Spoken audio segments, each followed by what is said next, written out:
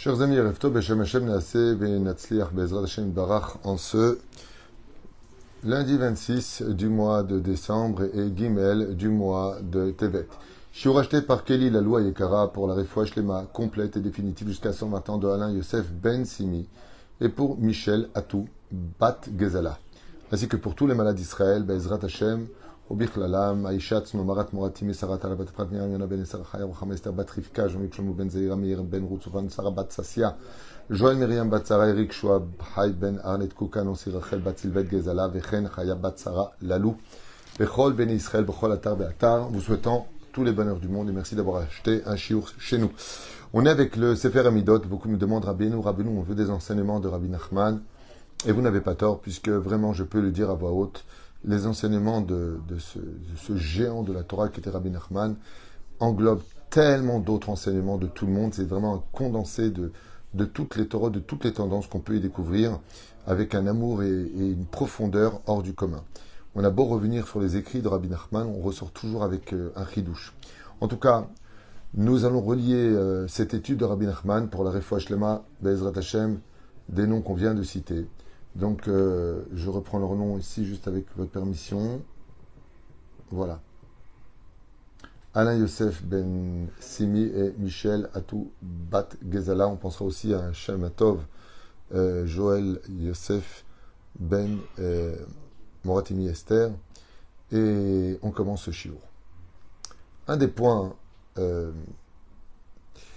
très importants de cette paracha de la semaine de Vaïgash, c'est la bénédiction que va prendre la fille de Asher. Alors dans les 12 tribus, comme vous le savez, Asher a une fille.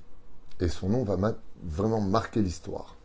Pour un tout petit point, elle s'appelle Serach. Serach Bat Asher. C'est un nom qui n'est pas spécialement facile à prononcer. Serach, c'est pas évident.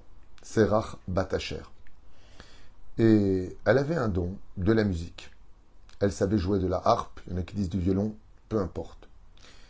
Quand les frères vont revenir victorieux d'Égypte, avec encore plus de nourriture,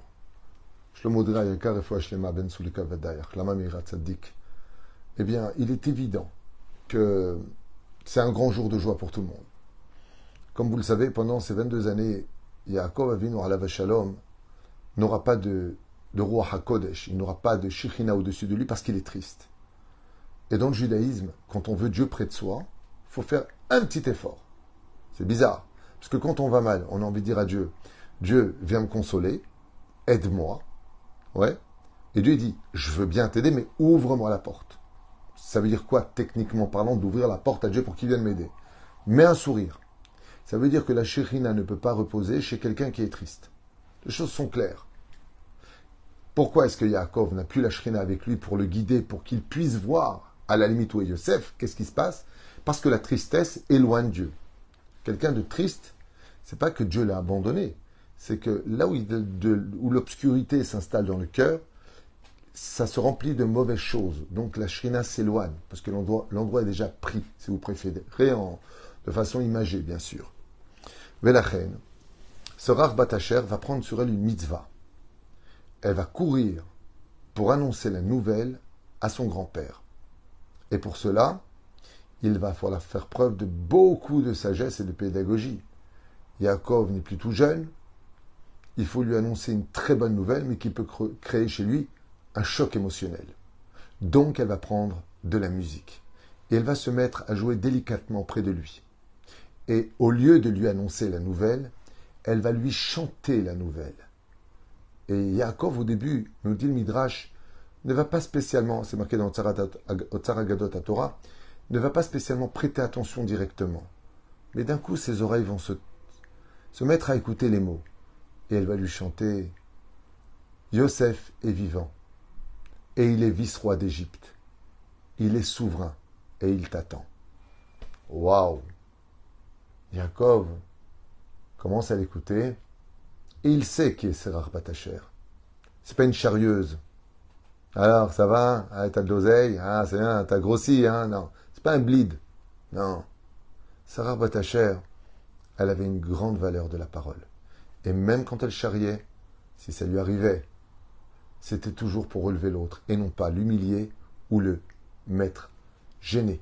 Vous savez, gêner. Des fois, on charrie, on croit qu'on est marrant, mais on ne sait pas le faire. Alors, on blesse.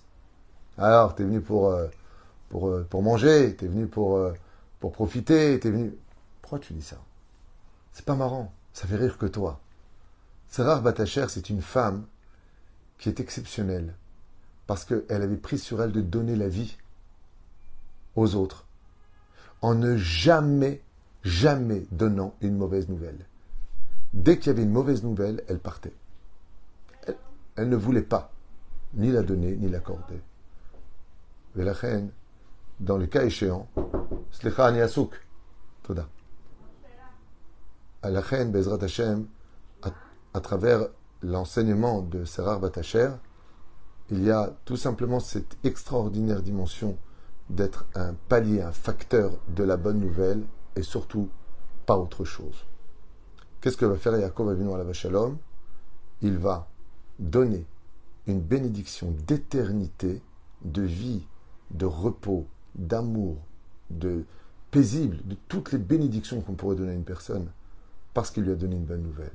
Parce que tu m'annonces une bonne nouvelle, Yaakov va dire à Sérar Batacher que ta vie soit longue et empreinte de lumière, de bonheur et que de bonnes nouvelles.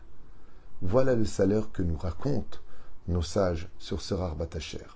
Rabbi Nachman de Breslev, dans son livre le Sefer Aminot, nous dit Mishu Ragil Lomar Besorot Tovot.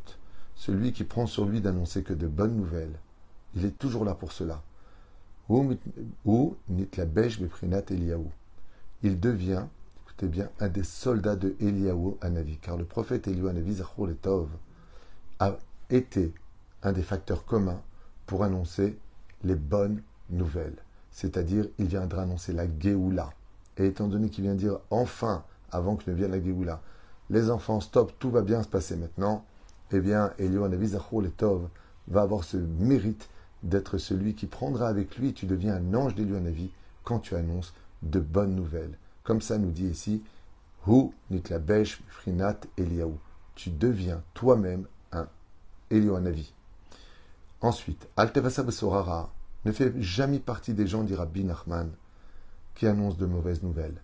Et comment on fait pour annoncer une nouvelle difficile, du style, un tel est décédé, ou il a tout perdu?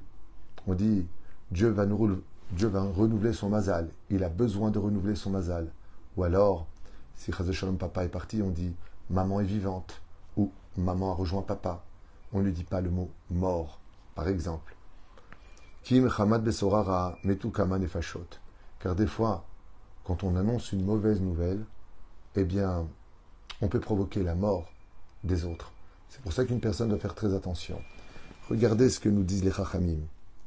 Quand Yehuda va dire à Yosef, notre frère est mort, de peur qu'il lui demande, après avoir demandé d'apporter Binyamin, qu'il lui demande d'appeler Yosef, il lui dit il est mort. Tout de suite, Yosef répond je suis Yosef, celui que vous avez vendu. Chazal, il dit pourquoi il s'est dévoilé d'Afka maintenant à ce moment précis?